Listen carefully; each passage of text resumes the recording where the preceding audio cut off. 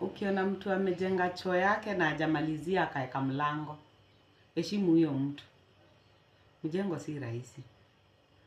Kwanza sana sana kwa wale watu wanaenda kununua shamba ndio wajenge. Si mtu mwenye amepata shamba ya wazazi, ancestral land. Watu wa ancestral land hata hatuzungumzi, hawa wako heaven. Ukishindwa tu na kujenga na umepewa shamba ya bure, wewe ni mtu tu useless. Mimi nazungumzia wenye waliamka wakapata wazazi wao hawana mashamba. So they have to work hard, anunue shamba ndio aanze kujenga. Mtu kama huyo hata akilala kwa nyumba haina roof, mimi siwezi mquestion.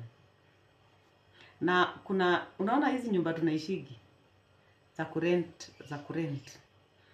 Kama umeshindwa tu na rent, we hama tu. Enda tu ingie nyumba yenye you can afford juu we. Mtu hata anaweza lala njaa akijenga.